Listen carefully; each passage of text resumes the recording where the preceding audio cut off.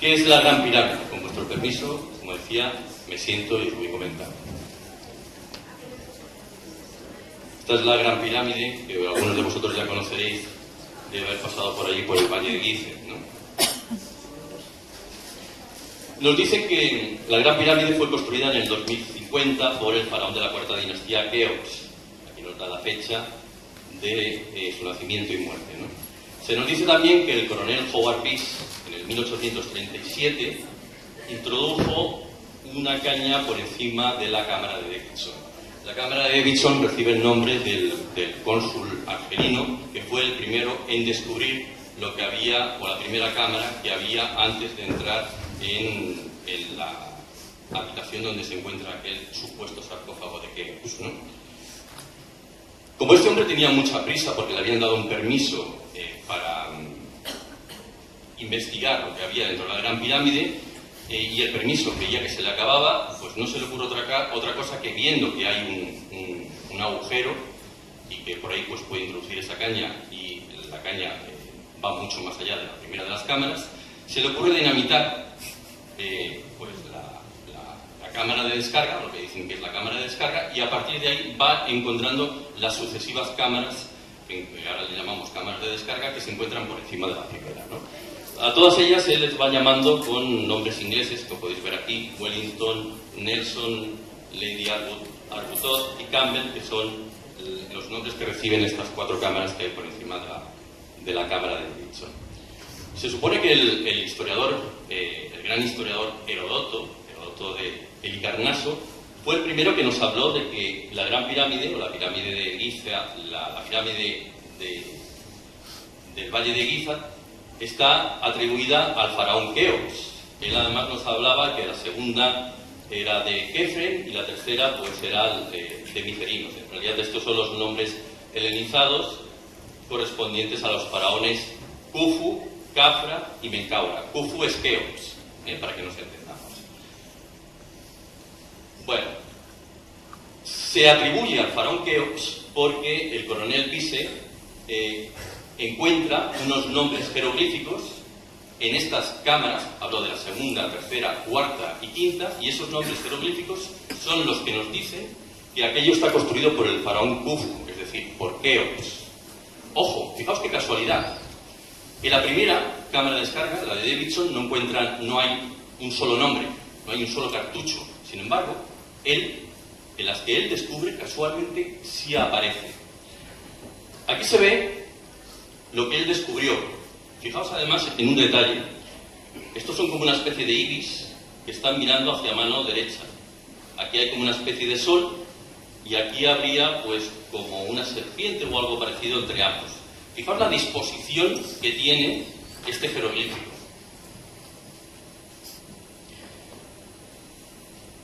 Como no corresponde realmente con el nombre de Keops, es decir, ahí no pone, este jeroglífico que habéis visto anteriormente no pone Khufu, en realidad pone, o traducido, vendría a decir algo así como Hun Hufr. Claro, ¿qué hacen los arqueólogos ahora? Los arqueólogos nos dicen que ese es el diminutivo de Khufu, es decir, es el diminutivo de Keops. Igual que ahora, por ejemplo, existe el nombre de Pedro y tendremos un diminutivo Pedrito, Juan, Juanito. Como no les encaja, se sacan de la manga que aquello es un diminutivo. Esto es otro de los cartuchos reales. Cuando vemos algo encerrado en una especie de cartucho, siempre se está refiriendo al nombre de un faraón. Da la casualidad de que en el 1830, poco después del descubrimiento de la llamada piedra Rosetta, el único manual de jeroglíficos o diccionario que existía en aquel momento era un diccionario que se llamaba Materia Hieroglífica, que era de Sir John Wilkinson. Este hombre todavía no dominaba la ciencia de la transliteración de los jeroglíficos del Antiguo Egipto, así que en su diccionario escribió mal el nombre del faraón Keops. Lo escribió tan mal que lo escribió de esta forma. Sin embargo, posteriormente, más tarde en el tiempo, se descubrió que la manera correcta de escribir el nombre del faraón Khufru, Keops, es esta. Fijaos que el pequeño detalle, la víbora está ahí en medio, esta especie de sol se encuentra ahí a mano izquierda, es decir, no está mirando hacia la derecha, y esto, en lugar de parecerse a ibis, se parecen a algo así como codornices. Sin embargo, nos vienen diciendo que uno y otro son el mismo faraón. Veréis, hay un problema. Cuando apareció el manual de Wilkinson, el nombre, como digo, está mal escrito. Pero un año después, el manual de Wilkinson fue corregido. Y lo primero que hace el coronel Bisse, es ir corriendo al Cairo a comprar el nuevo diccionario. Una vez lo compra, lo estudia y el hombre se da cuenta de este fallo que os estoy comentando. Es decir, el hecho de que está mal escrito, aparece, en lugar de mirar hacia la izquierda, aparece dirigido hacia la derecha y aparece en escritura demótica, que no es la escritura del Antiguo Egipto. ¿Qué ocurre? Él en aquel momento solamente llevaba descubiertas las cámaras segunda y tercera, todavía no había descubierto la cámara cuarta y quinta. Casualmente, cuando él se hace con ese nuevo diccionario, esa versión del diccionario, en la cámara cuarta y quinta, ¡ay amigo!, ya aparece bien corregido. ¿Eso qué viene a decir? Poco más o menos nos está diciendo que este hombre falsificó el descubrimiento. Tenía muy poco tiempo y no le quedaba otra que hacer esto que estamos viendo. Pero cuidado, esto puede parecer algo que yo me saque de la manga. Habrá que demostrarlo de alguna manera. Hay una cosa que nunca se ha explicado y que desde 1990 está en el Museo Británico. Nunca nos han explicado que el coronel Bisse encontró en uno de los conductos de ventilación, porque los conductos de ventilación, o algunos de ellos también son de descubrimiento de este coronel británico, pues descubrió una placa de hierro de 30 por 10 centímetros. No solamente descubrió una placa, sino además la placa estaba en la junta de una de las sillerías. Eso quiere decir que nadie la puso ahí en el tiempo, sino que se encontraba originalmente porque estaba encajada, como digo, en uno de los conductos de ventilación, y fue muy problemático sacarla de allí. Y junto a la placa de hierro se encontró una esfera de piedra, un garfio de 2 dientes, que es de bronce, como podéis ver aquí, que es este mismo que estamos viendo, y una vara de cedro, pero casualmente la vara de cedro pues ha desaparecido. Y la vara de cedro es el único elemento que nos hubiera servido para realizar una prueba de carbono 14 que nos hubiera demostrado cuál es la auténtica datación de esa vara de cedro. Probablemente eso significaría que podríamos datar cuántos años tiene entonces la Gran Pirámide. Mirad, aquí hay un problema, y un problema grave. Hablamos de un problema grave, porque habéis visto que este faraón Keops se remonta al 2500 a.C. ¿Y cuál es el problema? Que el hierro no existía. Y no existía en la época del faraón Keops. El hierro lo van a comenzar a utilizar los egipcios hacia el 650 a.C.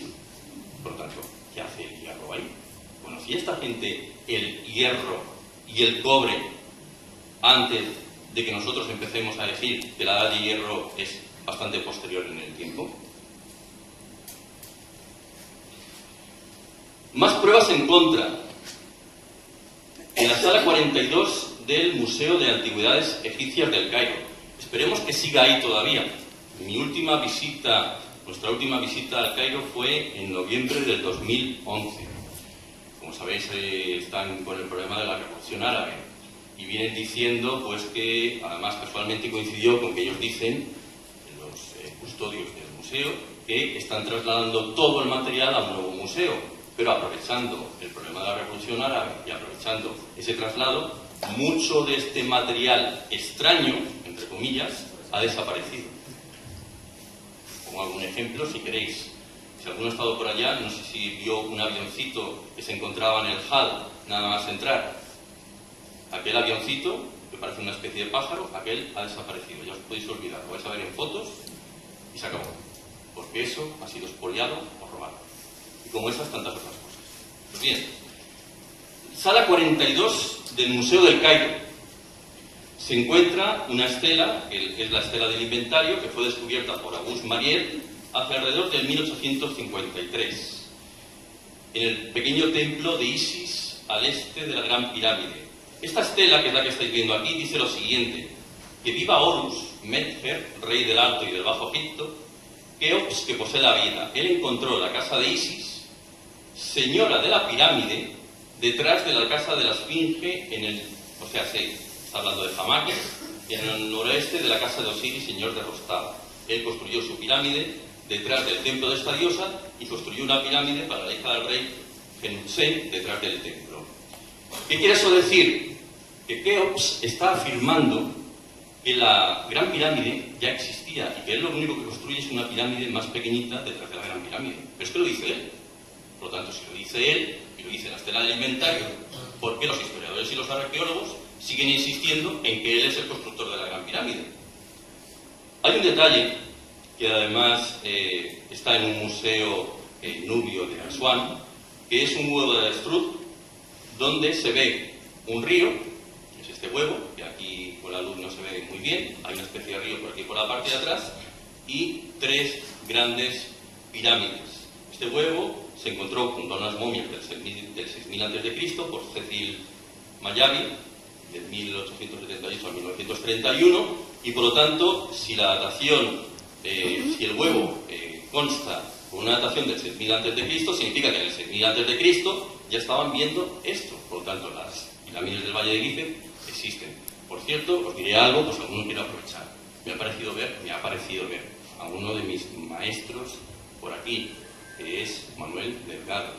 No sé por dónde andará, yo me había parecido verlo. Manuel Delgado es uno de los más grandes egiptólogos, por no decir el mejor egiptólogo que tenemos en estos momentos en España. Y Manuel Delgado es el descubridor de ese huevo. Quiero decir que esta fotografía me la suministra él, para decirlo porque a cada cual lo suyo, ¿no? Seguimos.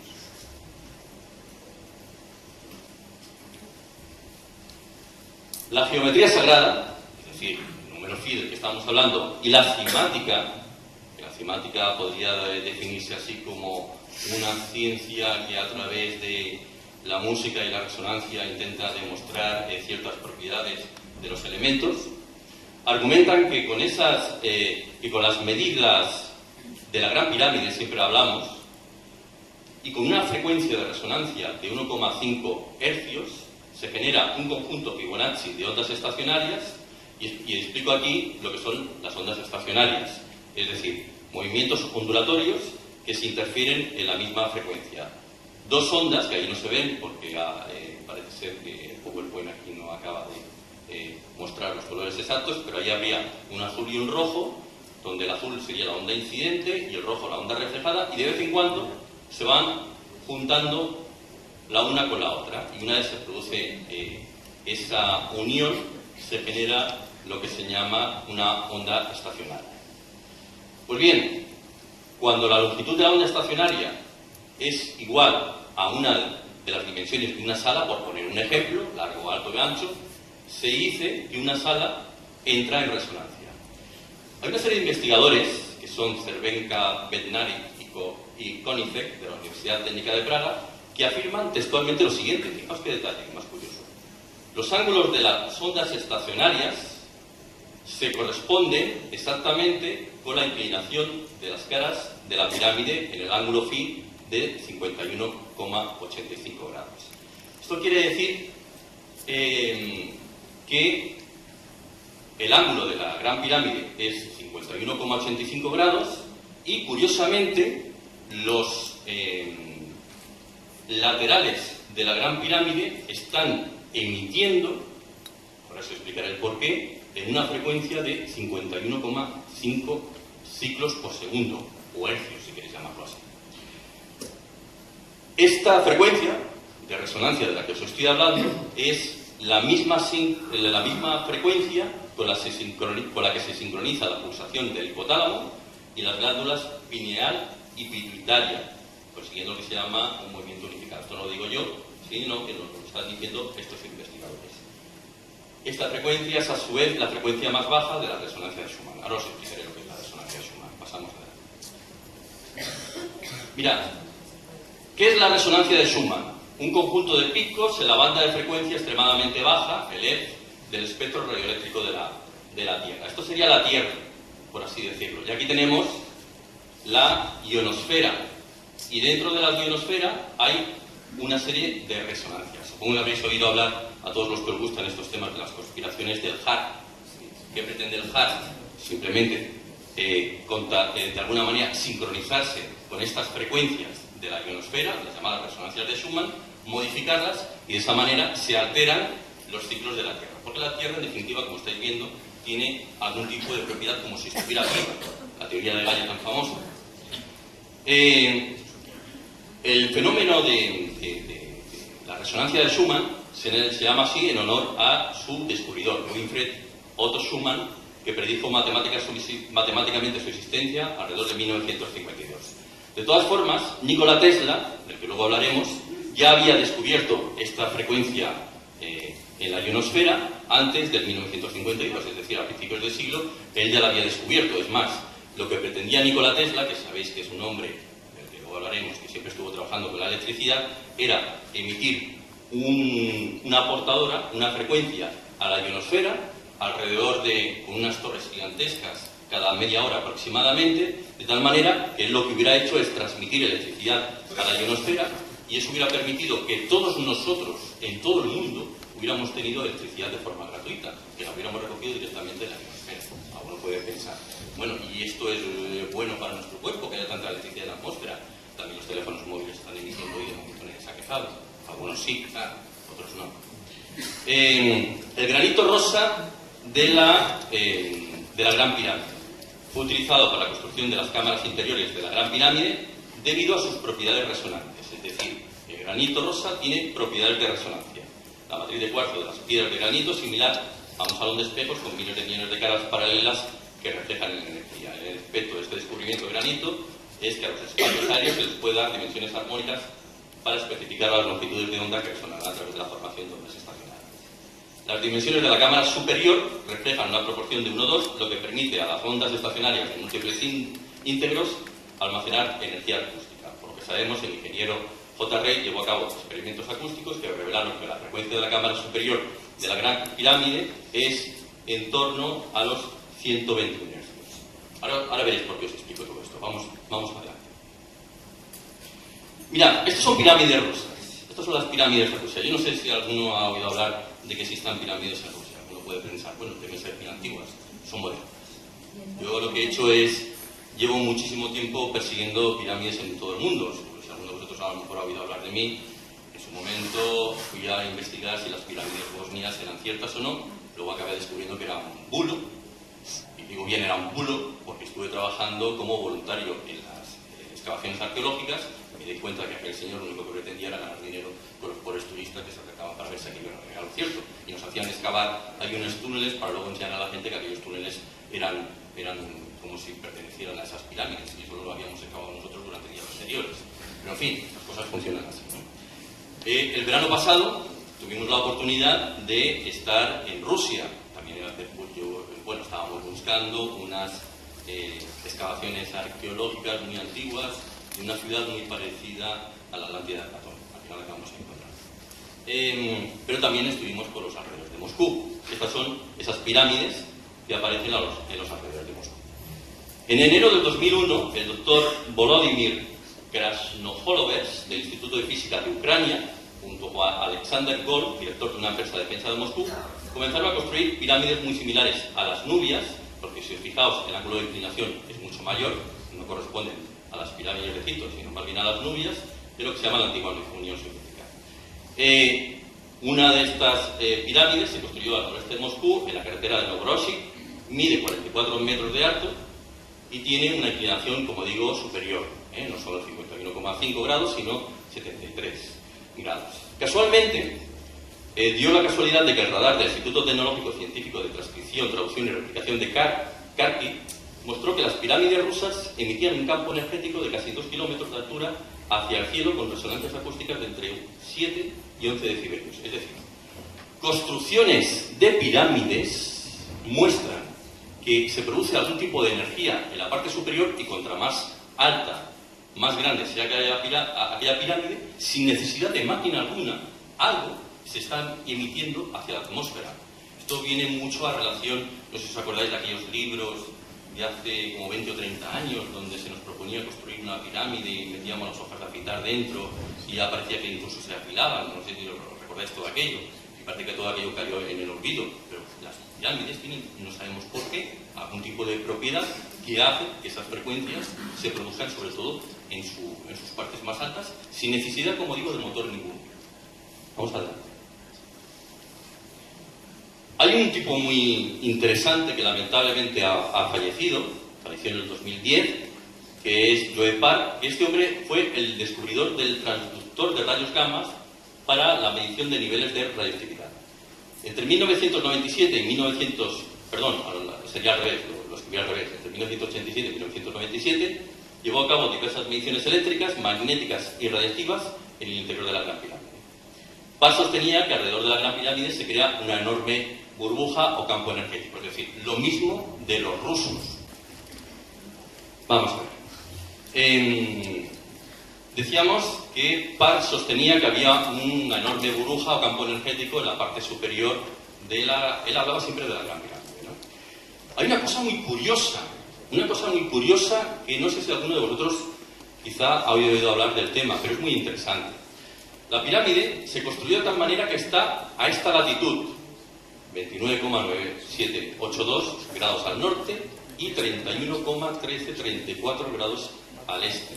La coincidencia de esta ubicación es cuando menos interesante, ya que una vez al día, cuando la Tierra alcanza el paralelo de los 30 grados en su rotación diaria, apunta hacia la constelación de Orión. ¡Ay, amigo! Y cuando apunta hacia la constelación de Orión, la burbuja energética es mayor. Esas mediciones las llevó a cabo Joe Park, porque cuando pasa la Tierra en su movimiento de rotación diario por ese paralelo y se alinea directamente con la constelación de Orión, se pone a emitir con una frecuencia mayor. Además es muy curioso también porque, me parece que lo explico en la siguiente diapositiva, porque cuando llega el 13 al 15 de diciembre de cada año, lo que hace la Tierra es colocarse o alinearse con la constelación de Orión, dejando al Sol en medio. Y el Sol emite una serie de neutrinos hacia la Tierra. Pues bien, cuando se produce esa alineación una vez al año, la burbuja energética que se produce encima de la Gran Pirámide tiene unas ciertas propiedades o connotaciones que ahora veremos. También se nos dice que la frecuencia de resonancia, la que os comentaba, es de 51,5 ciclos por segundo. Bueno, esto ya lo he comentado, me lo paso por ahí. Este es Joe Park. Esta es la única fotografía que he podido encontrar de este hombre. Claro, quería demostrar que estuvo en la Gran Pirámide invitado precisamente por Hawass y que este hombre, como podéis ver, estaba allí realizando todo tipo de mediciones.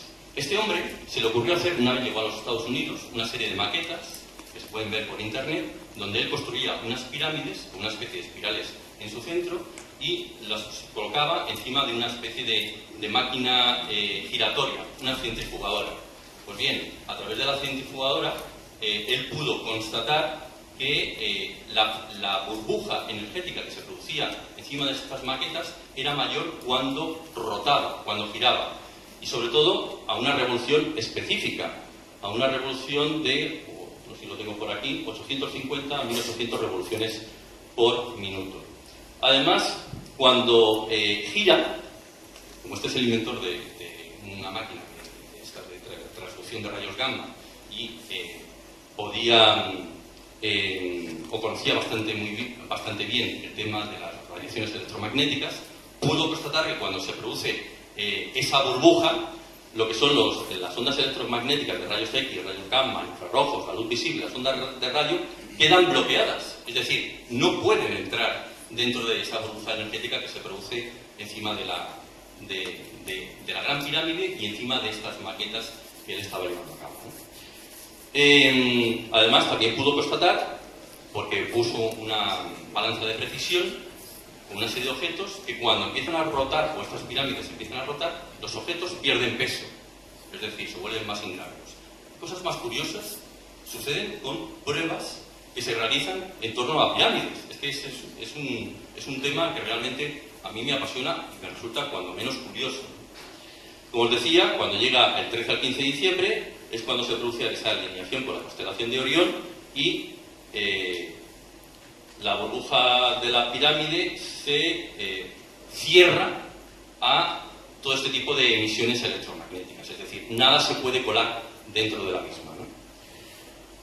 Curioso, hablábamos de 51,5 ciclos por segundo. La burbuja se puede activar y desactivar.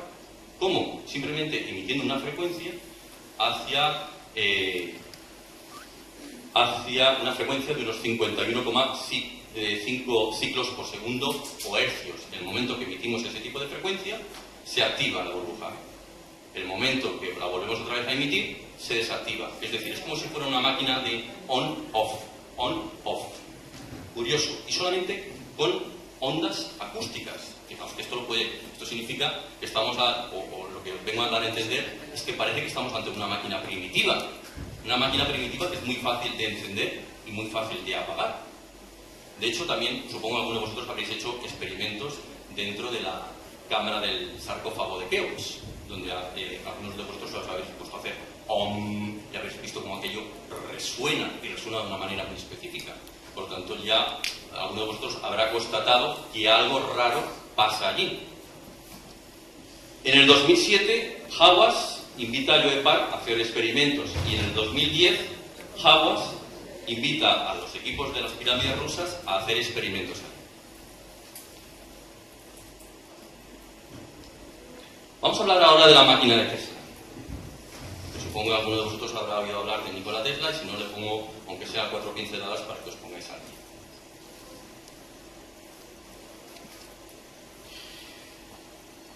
Nikola Tesla es el señor que estamos viendo aquí, que sostiene una enorme especie de bombilla fluorescente con una serie de gases en su interior, que es la que vemos aquí, y este es el hombre que también se encuentra sentado junto a esa enorme bobina de Tesla que se encuentra aquí arriba, produciendo una serie de arcos eléctricos, ¿no? 1856-1943, croata, inventor de una serie de aparatos electromagnéticos, de control remoto, el radar y tantos otros inventos, con más de 700 patentes en su haber.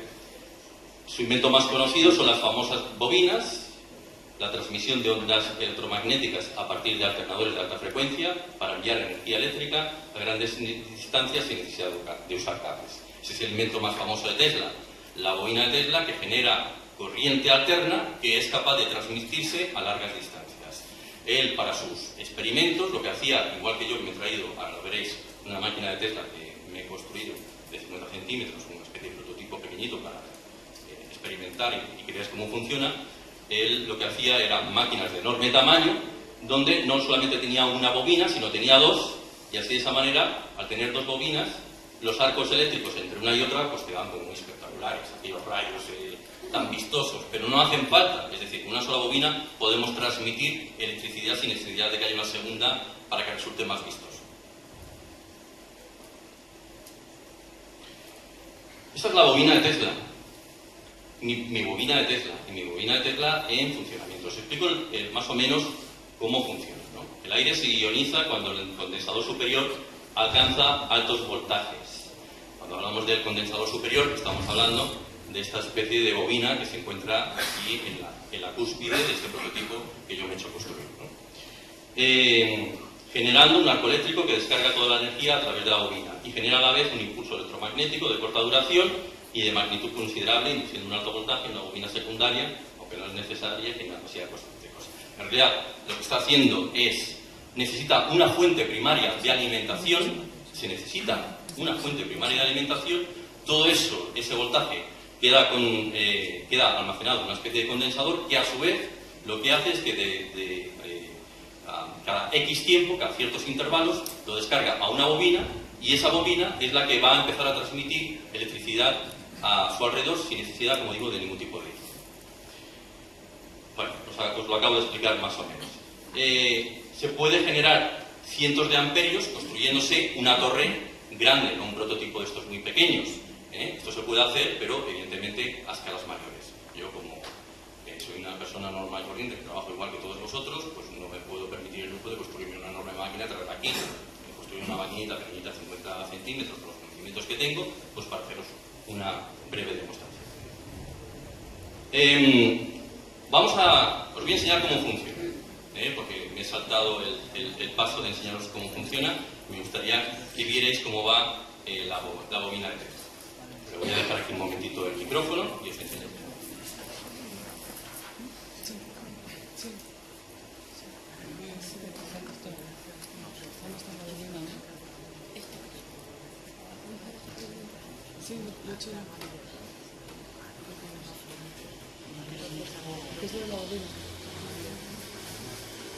Está comenzando a emitir y, como podéis ver, yo no tengo ningún hilo escondido, en parte alguna, en mi brazo. No estoy haciendo magia de ningún tipo. Esto es real. Esto es un fluorescente y lo que estoy haciendo es ionizar el gas que se encuentra dentro del fluorescente, por lo cual estoy transmitiendo electricidad. Claro, a muy corta distancia, evidentemente se trata de una bobina de Tesla a una escala de 50 centímetros. Esto, a una escala mayor, significaría emitir a cientos de kilómetros de distancia. Esto era lo que pretendía Tesla. Me he traído otra mayor para que veáis que he dejado el plástico puesto, simplemente pues para que veáis que no hay ni trampa ni cartón, ni hilo en ninguna parte. Lo voy a acercar. Ahí está. Y ahí estoy transmitiendo electricidad sin ningún tipo de hilo ni contacto físico alguno. Simplemente pues para que veáis cómo funciona una bobina de este tipo.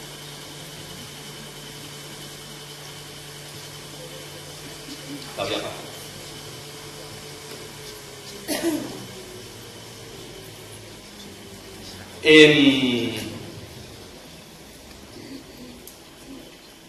Yo lo he hecho un poco más complejo, porque mi idea inicial es conectarlo a un diapasón que también me he fabricado. Veis que el diapasón es un diapasón un tanto curioso, no es el diapasón clásico musical, sino que tengo aquí un par de pesos o contrapesos que me permiten generar una cierta frecuencia.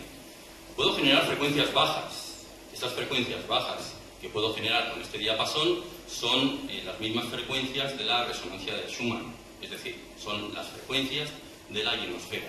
Supongo que querréis oír a lo mejor cuál es el ruido que tiene nuestra ionosfera, es decir, lo que hay por encima de la atmósfera de nuestro planeta.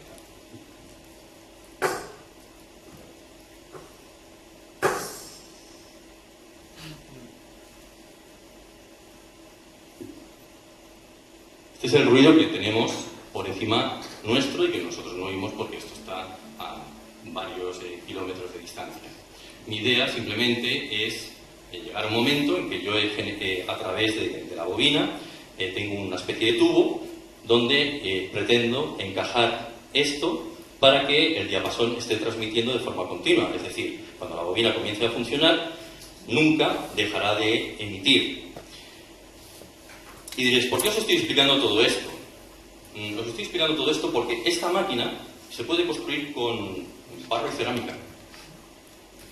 Esta máquina se puede construir con barro, cerámica, hierro y cobre. O bronce, que son los mismos elementos que se pueden encontrar en la antigüedad. Porque los condensadores los puedo hacer cerámicos. La bobina es cobre, en definitiva. Los diversos elementos restantes, hierro. Y el hierro se ha demostrado que ya existía en aquel entonces. Fijaos lo que os estoy diciendo. Vamos un poquito más adelante. Mirad. ¿Hubo energía en el Antiguo Egipto? Pues claro, lo que os estoy diciendo, pues alguno puede pensar, Carlos, ¿no estás diciendo que hubo energía en el Antiguo Egipto? ¿Que era posible generar algún tipo de energía primitiva? 1936, en unas excavaciones de Qub Rabua, aldea de Irak, cerca de Bagdad, se descubren unas tumbas con recipientes de arcilla. Estos recipientes que estáis viendo aquí. En su interior había un cilindro de cobre de 9,26 centímetros, este que estáis viendo, que sujetaba una barra de hierro que sobresalía 1 centímetro. En 1939, el arqueólogo Wilhelm König afirma que es una pila eléctrica al introducir un electrolito conectado a una bombilla y ver que todavía se ilumina. Es decir, este hombre conecta ahí una bombilla y ve que con un solo polo, igual que afirmaba Nikola Tesla, que Nikola Tesla decía que no hacían falta dos polos, con uno solo ya bastaba para emitir electricidad, se podía hacer. Y este hombre lo demuestra. Estamos hablando de 1939. Amigo, resulta que parece que el tema de la electrólisis lo dominaban de alguna manera. Entonces, ¿por qué los arqueólogos siguen insistiendo en que esa pila no era posible? Porque dicen, bueno, si eso es una pila, ¿dónde están los cables? Como no los hemos encontrado, eso no es pila.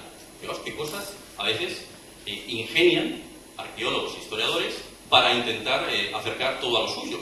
Es decir, de alguna manera afirmar que su teoría es la válida y después los que investigamos otro tipo de historias que no tenemos que ver, como veis, tampoco con ciencia, pues todo lo nuestro es conspiración, elucubración, hipótesis alocadas, etcétera, etcétera. La serie Cazadores de mitos, yo no sé si la habréis visto por televisión, creo que se emitía en Telecinco, una de estas emisoras. Ahora tenemos... ¿Cuál? ¿Perdón? Bueno, pues por televisión. Que se demuestra que se podían construir. Es decir, esta gente hace una prueba, construyen una batería de Bagdad para ver si este mito realmente es cierto o no, y ven que, oye, pues es cierto, si es que funciona. Invasión de Irak, 11 del 4 del 93. Lo de siempre. Las pilas de Bagdad, las famosas pilas de Bagdad, estas que os estoy mostrando aquí, desaparecen. Otra vez lo mismo, de lo mismo, de lo mismo. Yo tengo mi teoría al respecto de quiénes son. No es ni más ni menos que una especie de grupo social secreta, nada que ver con masonería, que siempre la gente lo primero, los masones, no, otros, y otros de más peligrosos, son los que se encargan de que todas estas cositas vayan desapareciendo por aquí. Vamos hacia arriba. Vale. Mirad, hubo energía eléctrica en el antiguo Egipto. Esto está en el templo de Hathor de Dendera, iniciado por Nectabeno en el siglo IV a.C. Y aparecen estos relieves. Mirad qué relieves más curiosos. Aquí por un lado estoy viendo una especie de bombilla donde más o menos veo una especie de serpiente en su interior, y aquí algo parecido, lo que parecería una serpiente, pero de alguna manera sostenida con... Esto tiene un nombre, pero la última no me acuerdo el nombre, pero un cable que parece partir de su base y que está conectado a alguna parte o a algún tipo de máquina, como estáis pudiendo ver aquí. Además, todo el mundo afirma que estas lámparas existieron. Dicen, bueno, es una manera que tenemos de dar a entender el por qué en muchas de estas pirámides no se observó ceniza en los techos, lo cual demostraría pues, que no utilizaban antorchas para entrar ahí dentro, sino que utilizaban algún otro tipo de iluminación. Y además es que nos hablaron de ellos algunos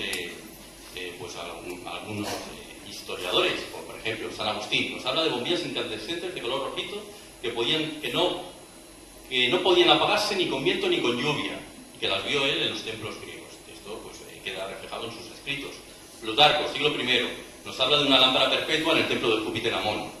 Atanasio Kircher, mirad qué curioso, en su obra Edipo Egipciaco, 1565 después de Cristo, encuentra un documento antiguo que decía lo siguiente: colocar una plancha de cobre bien limpia, una vasija de barro, cubrirla con sulfato de cobre y luego cubrirlo todo con aserrín húmedo para evitar la polarización. Después poner una capa de mercurio amalgado con zinc encima del aserrín húmedo, y el contacto producirá una energía por el doble nombre de Mitra Varuna. Se dice que una cadena de 100 vasijas de este tipo proporcionan una fuerza muy activa y eficaz.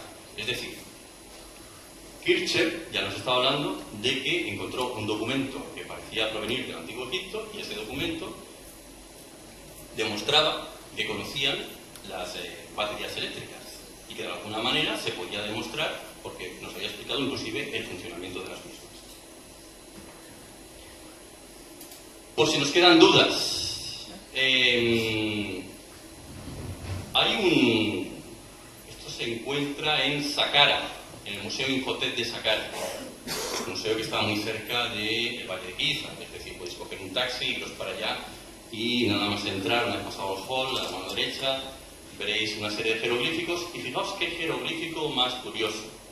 Y aquí lo he puesto también pues para que se vean otra serie de jeroglíficos y aquí el mismo jeroglífico pues también dibujado, ¿no? Esto que estamos viendo es una perforadora y es una perforadora de madera o de hierro, que hemos demostrado que el hierro ya lo conocían y existía para ellos, con dos piedras enganchadas a sus lados, estas que estáis viendo por aquí, a mano izquierda y a mano derecha, y una punta de piedra o mineral que se podía intercambiar. Es más, esto se sabe hoy en día que ellos sencillamente lo pronunciaban hem o hem. La presión viene ejercida por las piedras laterales, la presión que se debe ejercer sobre aquello que se quiere horadar, ¿no? Se necesita algún tipo de sistema motor para hacer girar la misma, evidentemente. Esto no lo puedes girar en plan berbiquí. Esto necesitas una buena presión para hacer un buen agujero, ¿no? Estas perforadoras incluso dejan tarugo. Eso quiere decir que no estamos hablando de un orificio pequeñito, estamos hablando de un buen orificio donde incluso se ha de extraer una piedra que es el tarugo que queda una vez se sustrae la misma, ¿no? El serrucho egipcio trabajaba de forma similar con algún motor giratorio y con algún tipo de sierra que evidentemente no pudo ser ni bronce ni esmeril. Ahora vais a ver de lo que hablo. Pasamos a la siguiente.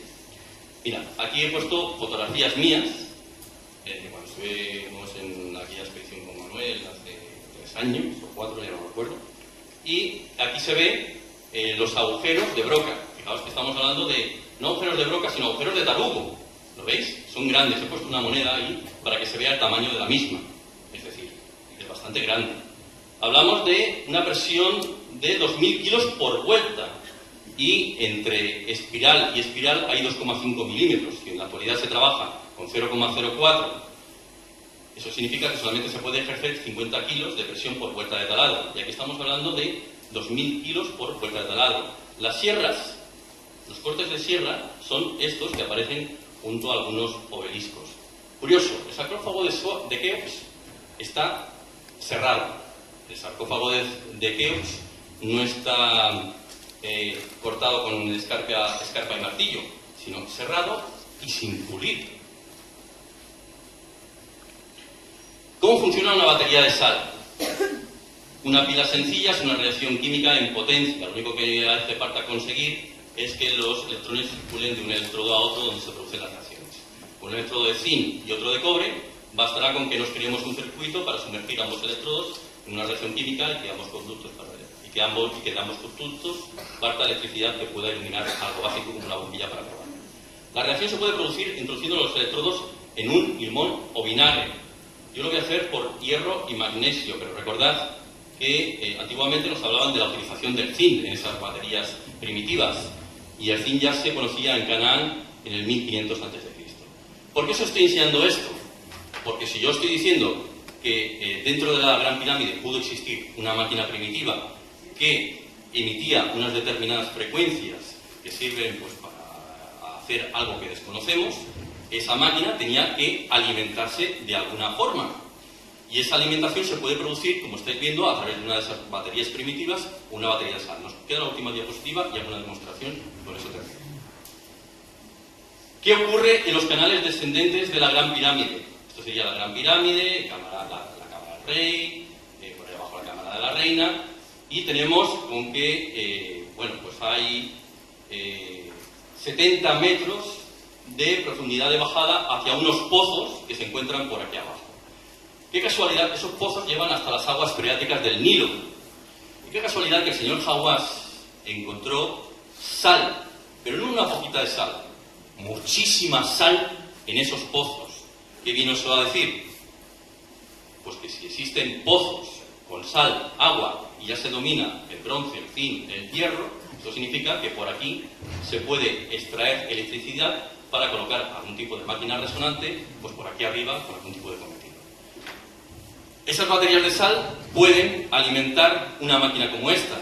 Yo lo único que he hecho es traer, o intentar haceros una demostración para generar 1,5 voltios, pero 1,5 voltios no es suficiente para una máquina de este tipo. Necesitaría 16 cubetas más. Como no voy a venir cargado con 16 cubetas, vosotros me vais a permitir que os diga que sí puedo alimentar la máquina, pero de momento he conectado simplemente aquí un LED y este LED pues me va a demostrar si yo puedo generar electricidad o no.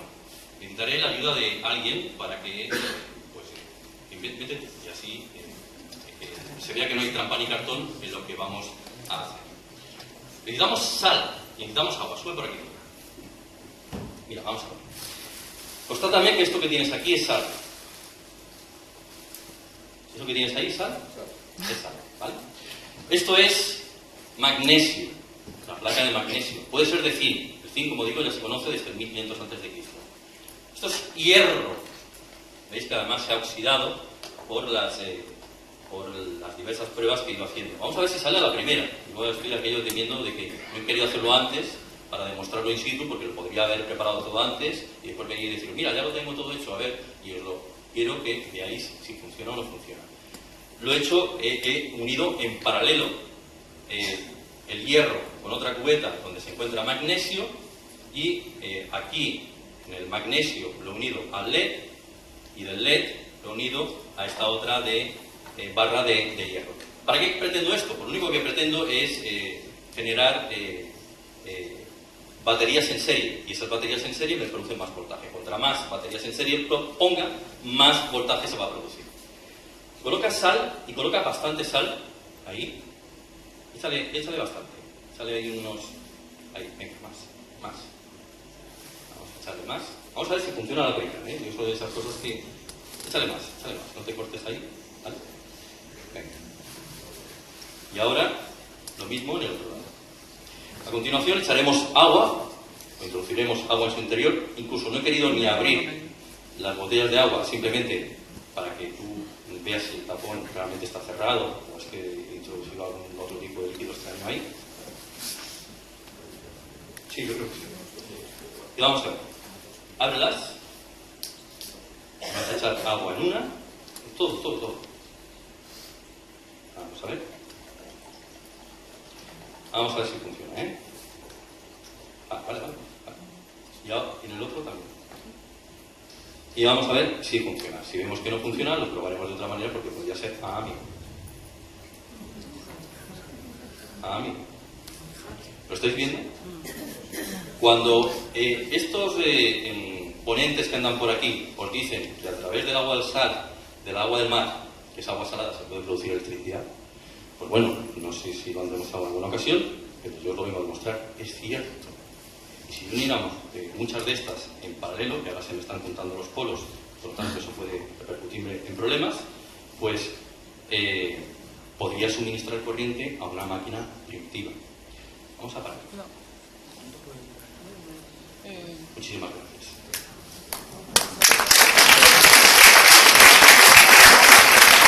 Por lo tanto, yo dejo la duda, porque no lo puedo evidentemente demostrar, pero la Gran Pirámide ¿fue una máquina primitiva de energía electromagnética de resonancia eléctrica o el sarcófago de Keops? Pues si queréis poneros en contacto conmigo, este es el libro que me ha editado la editorial Nautilus, que sería Mayor Mito Realidad, libro anterior, y este año pues se van a publicar como 2 o 3 libros nuevos. Esta es mi dirección de correo electrónico, mi blog personal, y estas son las rutas que hago por Barcelona, pues a mí, alguno de vosotros quiere acompañarme a alguna de las mismas y conocer una Barcelona bastante fantástica, misteriosa y diferente. Con eso ya os dejo y muchísimas gracias.